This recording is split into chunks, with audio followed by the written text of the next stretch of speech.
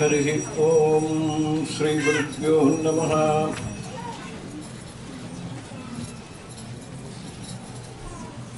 Today happens to be Vidya Purnima.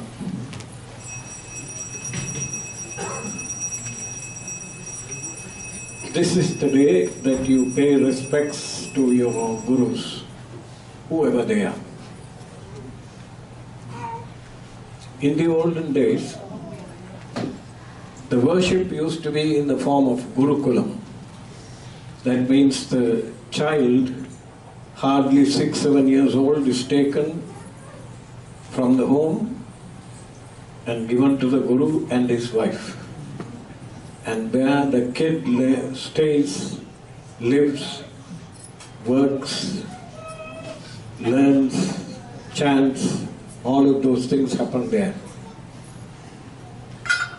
Sometimes, if the Guru is in a particular village, the people in the village will send their children, just like these days, day school.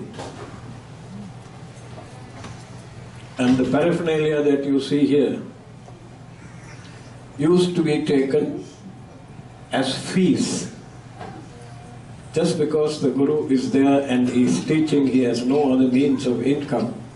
These things are taken at periodic intervals to the Guru's place, and gradually it evolved into what is called seal. And the Guru uses the material, and in return the children are trained 18 years, no breaks, every day. Morning to evening, every day. For the first 2 hours of the day, there will be an instruction. The teacher sits in front of a student, and the other students sit in front of each other. And as they chant, Ganana Antva Ganapatikam, teacher will touch somewhere on the body of the student. And the student will chant the same line 2 times. And touch the Guru in the same place. Ganana Antva Ganapatikam, Ganana Antva Ganapatikam, he will touch. And for 2 hours this will go. Remember, no notebooks, there was no paper there. No pens, no recording devices, no iPhone, no smartphones. Okay? If you chant once, the Guru chants it 1 time and 1 time only. You have to be that focused that you take in the lesson, which will go on for 2 hours, and you should be able to repeat it verbatim. You think it's not possible? It is. In recent years, go and do a Google and find out life story of Chinmayananda, Swami Chinmayananda ji. I happened to share the same Paramaguru with him because he was the first disciple. He was first a disciple under His Holiness Swami Shivananda Maharaj of Rishikesh.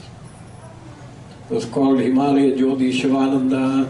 He was a giant, well over 6 feet tall, descended from the family of Aiya Dikshidhar.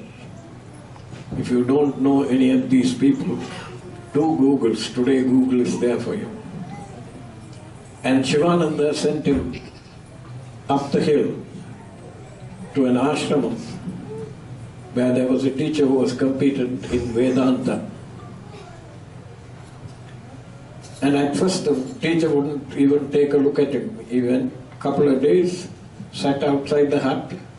He knew exactly who had come, but he would never come out. He was persistent, kept on going back and back again and again and again. One day he came out and he asked him, "What do you want?" He said, "I want you to teach me Vedanta. I'm told you're the best in this area." And he asked him as though he did not know, he asked him, "Who sent you?" So he told him, "His Holiness Shivananda Maharaj sent me to you." Okay, just because he sent you, I will accept you as a disciple. a lesson will not be repeated. You will be taught only once, and the next day you must remember word for word what I told you and repeat it to me. If you fail, you go back. And Chinmayananda did. You know, the rest of it is history. He became so popular and he became an authority on this. So, for 2 hours of the day, the Guru is teaching the students. The rest of the time, they are either seated in pairs practicing or doing the Guru's housework. Cutting leaves for the goat, milking the cow, getting beaten up by the Guru's wife because they didn't do some task properly. You have to endure all that. These days, if the Guru touches the kid and beats up, tomorrow there will be a lawsuit. Okay? So this showing of respect is not for the Guru, not for the physical form of the Guru. Please remember that. It is the Chaitanyam inside, the consciousness that is inside. You, me, John, Jerry, Murugesu, anybody, Rao, Subbarao. That consciousness is what is being respected.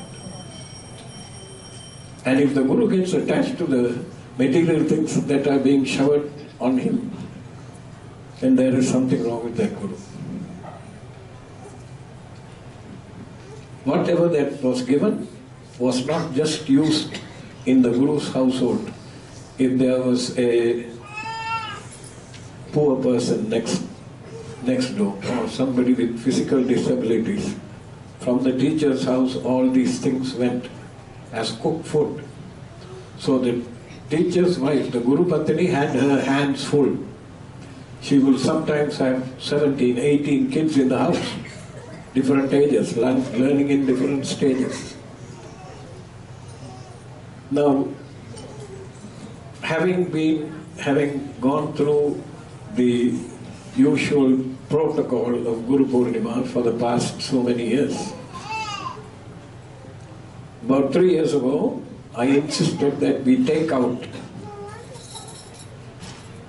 all the paraphernalia, the pomp and pageantry and walking in procession and garlanding the Guru and doing arati to the fellow and breaking a coconut and breaking his head off his feet. We took those out because I noticed that things were slowly descending into a mere tamasha. It was becoming a tamasha. That's not the way Guru Purnima is to be celebrated. Guru Purnima, remember, the original deity is Dakshinamurthy, who is Siva as a teacher.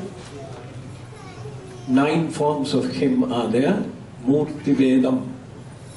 That's where you hear Ishvaro Gurunath Medi Murti Veda Vibhagine Vyoma Vadyartha Dehaya Sri Dakshinamurtaye Namah Nidaye Sarva Vidyanam Vishaje Bhavaroginam Gurave Sarvaroganam Sri Dakshinamurtaye Namah. Who is this Dakshinamurthy? Remember the biblical statement by John, in the beginning was the Word was with God, God was the Word. That Word is what you worship as Ganapati today, Omkaram. Akara, Ukara, Makara. Akara, Omkaram is not just to be chanted Om. You go to any of these bhajan mandalis, you will hear Om. Akara, 9 mantras. Ukara, 9 mantras. Makara, 18 mantras. That is how it should be chanted. Otherwise, it will not be effective. It will not hit the Mooladhara Kshetram and kickstart the entire process. You have to practice it like that. So, this was the sound from the unmanifested primordial space to the manifested universe. The transition was first sound, nada, bindu, and then kala. Nada is sound.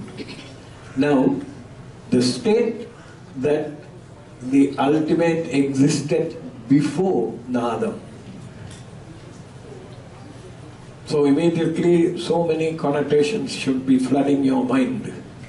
That means something existed before the universe. What was this? It was formless. It had no name. It had no attributes. It was nirmalam, no shortcomings. Pure essence, pure consciousness, and because there is no sound, so what would be there? Deep, deep, deep silence. So that silence is Dakshinamurthy. And when he decided that he would, when Purusha is the Purusha, Prakriti is the Devi's side, when she started to create the universe so that she can see and have fun, he also got into the act. But here, this Guru was a very peculiar Guru. The teacher was 8 or 9 years old, completely effulgent, seated under a kal ala vriksham, kal, stone, ala vriksham, something that grows from the crevices of rocks. Such a kallala vriksham. The description of the kallala vriksham that Dakshinamurthy sits under, the leaves are this big. Normally banyan leaf is this big. Kallala vriksham, it's about that long. And if you read about Ramana Maharishi, he has had experiences while he was walking around Tiruvannamalai in the hill. Sometimes he would take off alone without the usual following of gurus and admirers, the disciples and admirers. He would take off on its own. He would say, nobody come with me. And he would go. One day he went somewhere and he didn't return. And the devotees and the disciples in the ashram were getting worried, because here he was in his 70s and he had been gone for more than 6 hours and he was not. So they got together a search party and they went looking for him on the slopes of the mountain. And they saw him in one place. His hands, his face, his thighs, he only wears Gaubinam, remember? And his legs were swollen. And obviously he was in terrible pain. So they asked him, what happened? He said, I saw this Kallala Vriksham on the slope and I wanted to go and see because I have been told that Dakshinamurthy's presence is there. And before he could reach there, he disturbed a colony of bees and they stung him quite liberally. And he did not flinch with the pain. He said, yes, I disturbed their environment, so I deserve to be stung. And they brought him back to the ashram and treated him. Now this Kallala Vriksham, under this Kallala Vriksham, this 8 or 9-year-old Shiva form is there. Our Pradama Guru in our lineage is Dattatreya. Dattatreya was initiated by Bala Tripura Sundari. Bala Tripura Sundari was initiated by Dakshinamurthy. So the Vidya came from Shiva. And this medium of instruction of this Murti is silence. In his hand he holds a mudra. This is called the Chin Mudra. Anava, Karma, Maya.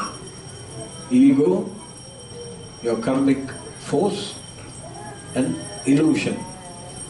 Sundara, just before you all walked in, Sundara alluded to this illusion that you have to remove yourself. My house, my temple, my puja, my sadhana, my discipline. If somebody else is not as disciplined as you are, you look down upon them. What is that? It's called ahankara. The ego has not gone anywhere, it is still very much alive. You must learn to live and accommodate any situation that is there. That is what Dakshinamurthy is teaching with this. So this is Jivatma, this is Paramatma. The Jivatma has to bend towards the Paramatma. That means the search to merge with the ultimate, you have to initiate. And leaving this, Adavam, Karma and Maya, this Chinmutra is the one that Dakshinamurthy is holding, and the students who are around him, usually they mention 4 of them: Sanatana, Sanat Kumara, Sanaka, Sujata, 4 of them. But if you look carefully on any Dakshinamurthy picture or image which you see there, if you look carefully, you will see a parrot. That is Sukha. So there are 5 of them. And all 5 of them are well over 80 years old, wizened, old, shriveled up old men, but in ecstasy. Their faces are reflecting ecstasy. And this Dakshinamurthy is the one who is the cause of that. This is the teacher, those are the students. And like I said, the medium of instruction is silence. Now, there is silence, and there is deep silence, and then there is silence of the soul. Tennyson describes it. Silence of the soul, what is that? Once you begin to do japam, especially with Sri Vidya mantras, you would have noticed when Sundara spoke, he spoke about Shakti Shiva, and the union. Now that's not the end of the story. After the union, there is bliss and beyond bliss. And that area that takes you beyond bliss what will it do? It will drag you down into a silence from which you do not want to emerge. That is 5. There are 5 states of samadhi. This is one of them. It will pull you into that. So the silence that is coming out of Dakshinamurthy, that silence that preceded the primordial sound. This Dakshinamurthy has 9 different forms, Murti Vedam, 9 of them. One of them holds a veena. He is called Veena Dakshinamurthy. The one that we chanted, that the children chanted, Ishvaro Gurunatmedi Murti Veda Vibhagine Vyoma Vadyapta Dehaya Sri Dakshinamurtaye Namaha. This is stotram written by Narada. The Moola mantra is Om Namo Bhagavate Dakshinamurtaye Mahyam Medam Prajnam Prayacha Swaha. This is called Meda Dakshinamurthy. So if you are interested in studies, that's who you should be worshipping. That's the original sound. And somebody asked me a question today, who is Saraswati? Anybody? Who is Saraswati?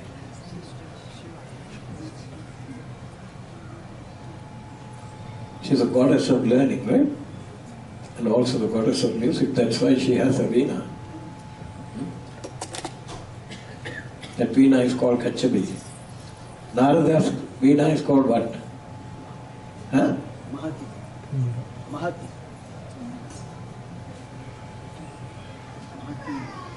Tumburu.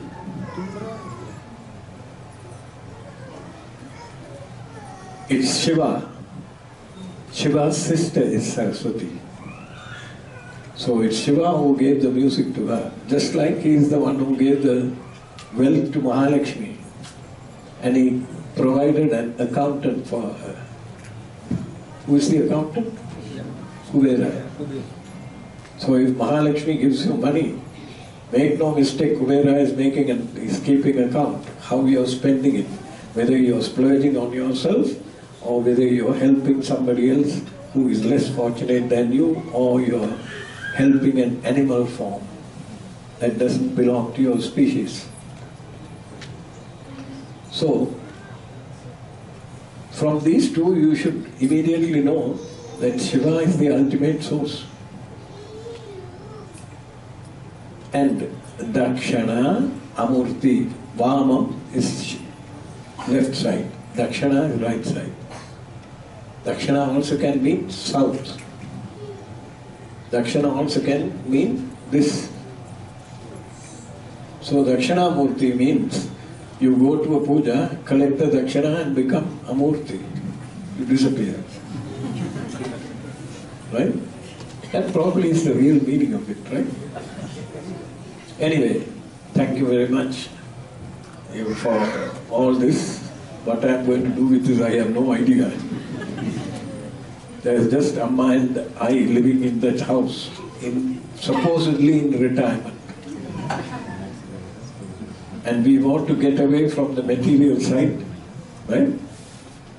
Every time I show my face here, somebody will burn me with a dhoti or a shawl or something like that. And it keeps coming. However much you tell them, they won't listen. I understand the sentiment behind it. What am I going to do with this? Open a stove? So, thank you. What I will do with this, I have no idea. Probably we might take it to a shelter now and then offer it to them. But I understand the sentiment, and I also understand the argument. Because you did it to Guruji, I will do it to you.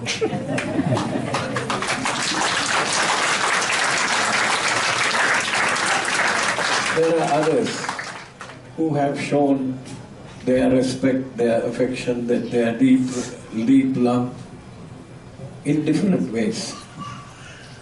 Some have given me hundreds of gold and silver coins. What am I going to do with them? Aha! Now you see, you're all crowded here and sweating. Therefore, we need a bigger space. The only thing I ask of any one of you, make sure, I am 76 this year, God knows how many years she has given me, or how many more days or months is left. All I want you to do, every one of you who has come here from long distances to pay your respects and remember the lineage of Gurus now, even if I am not here, make sure you complete the temple. It's only 120 feet wide and 225 feet long. Not a big deal. If all of us put our minds together, we can build it. So together we should build the temple. And more important than just building the temple, we need this generation that is running the temples in India, in Sri Lanka, in Malaysia, in the Fiji Islands, in Germany, in France, in England, in Canada, especially GTA, there are 48 temples. This generation, all of them are our age, Amma and I. It's not important how we run the temple. Now, the next generation must take things over, take the responsibility, and learn to work with each other. That's the most important. If you let your petty egos come in the way and say, oh, I don't want to go to the temple, then it will never get built. Each one of those bricks, each one of those pillars in the temple should tell a story about sacrifice and compromise and accommodation. Otherwise it will never come to. Okay, so my request is, humble request is, make sure that the temple is built and our Devi has a permanent home that will last for 10,000 years. Thank you very much.